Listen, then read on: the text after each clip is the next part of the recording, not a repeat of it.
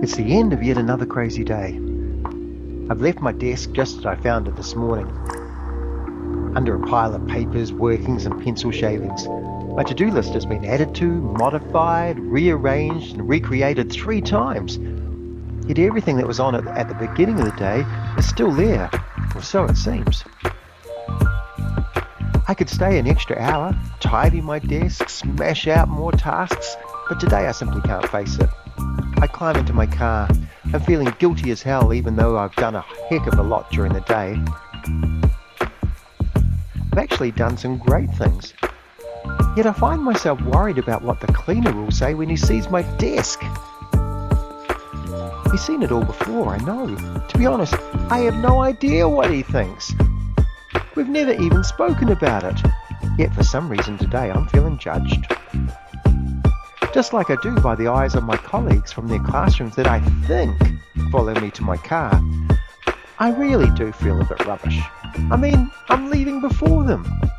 Yup, I've made the call to leave for the day, even though it's only 4 p.m. But my energy levels are so low and I've had a huge day, too low. I doubt I have anything left in the tank to give anyone else, anything of real worth. And there's little left in the tank for me either. Luckily, someone's keeping score. It's the most logical person to be able to do this. It's me. In the car, I pull out a piece of paper from the glove box. On the piece of paper is a big hand. This is my special 5-fingered scorecard. Along each finger is a question. Did I connect with everyone on my team today in a positive manner? Did I connect with a group of children in my school today in a positive manner?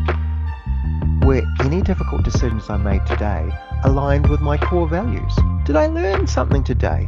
And what were 3 things that went well today that made me feel good? Finally, along the palm of my hand is a 6th question. It's really the most important one. The answer to this question helps me feel warmth and meaning. It'll help me come back tomorrow in a refreshed frame of mind. Did I have fun today? It's an important question. Did I see the joy and the humour and the wonder in the world around me? It takes me about 5 minutes to go through and answer each question. And then I start up my car, navigate my way out of the staff car park. I drive towards that other important part of my life, my world outside of work. Taking time to score myself like this has helped me feel less judged by others. Turns out, I probably score myself much worse than anyone else does, or anyone else that matters. And by limiting the things I score myself on, I get to be quite specific about what is actually important. It doesn't take long to realise that a to-do list and an untidy desk aren't really part of the important things. I'll be there again tomorrow, just like I will be.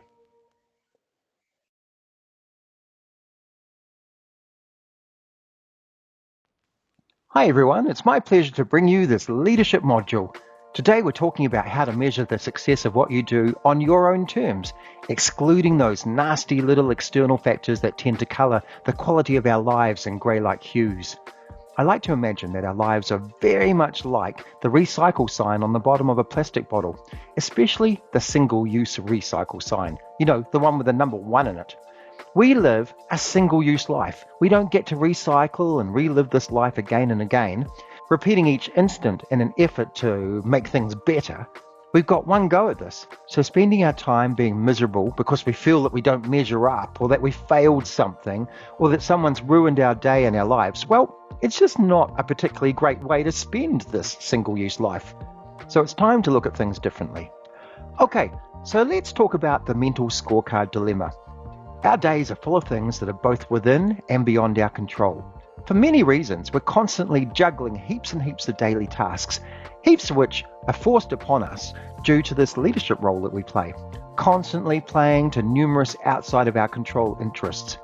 As a result, that niggling element called doubt comes a-calling, and we find ourselves at the end of the day or the end of the week dissatisfied with what we've done and ultimately ourselves.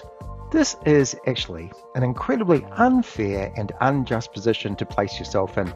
Reality is, there's so much out of your real control that basing your success on the number of wins that you achieve over the uncontrollables is fraught with all sorts of ugly stuff. Life is definitely a hard road to hoe, and society does a fantastic job of influencing how we feel about ourselves.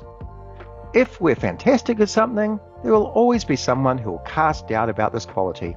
And if we're rubbish at something, there'll always be someone who will remind us of our fallibilities. Even when we're holding the line and everything is going really well, there's a constant pressure to stick to some sort of societal norm.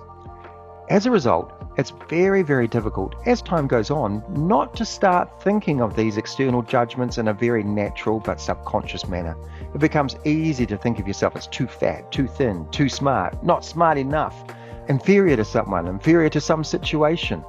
The list just goes on and on.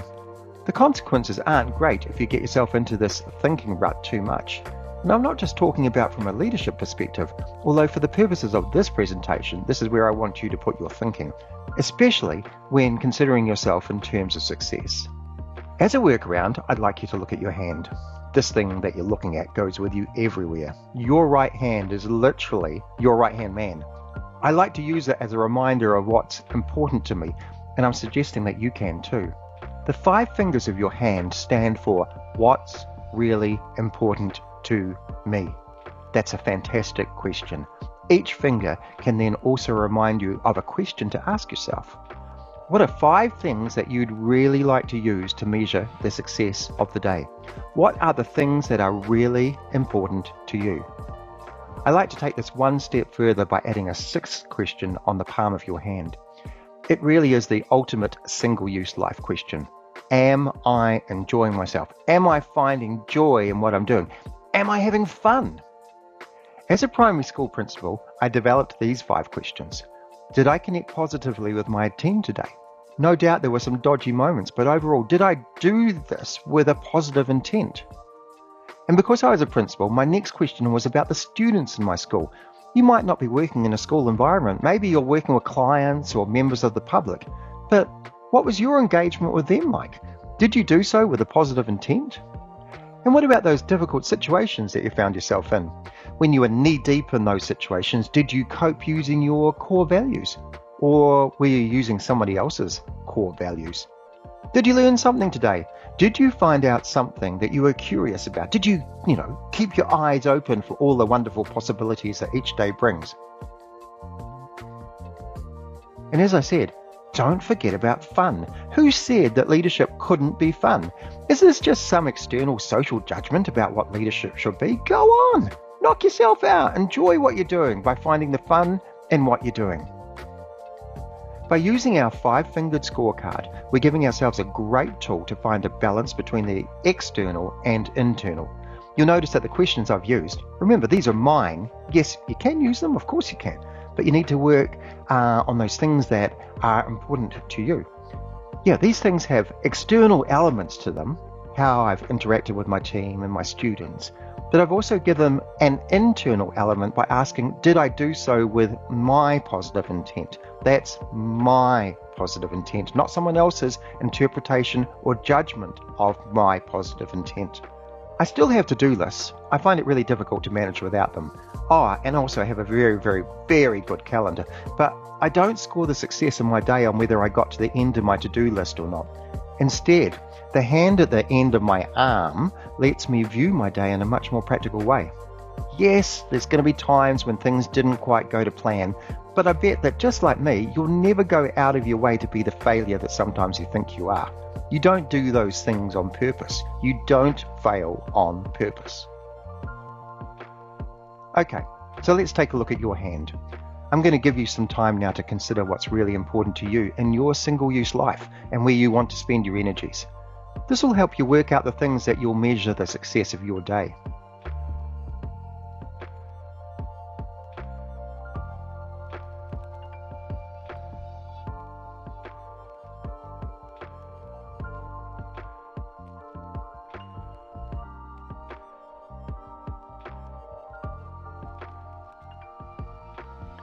Okay now, so you're well on the way to actually figuring out what's most important in this single-use life of yours. This is your life, so even if you are a leader, it's you who gets to measure the success of your day. And just as an aside, yep, the bubbles in this graphic are all important, but none are more important than others. So be wary that giving some of these extended priority over others can, skew with the whole model. Be wary of that. Okay, we're almost there now. This is a fantastic quote by the American Ralph Waldo Emerson. He said, "Finish each day and be done with it. You've done what you could. Some blunders and absurdities no doubt crept in. Forget them as soon as you can. Tomorrow is a new day. You shall begin it serenely and with too high a spirit to be encumbered with your old nonsense." Let that sink in for a second or two. Yep, some blunder and absurdities may indeed happen, but tomorrow will be today very soon, and so it's important not to get carried away with anything for too long. I love this quote. Let go of your mistakes. Embrace each new day with optimism. Focus on you, not on perfection.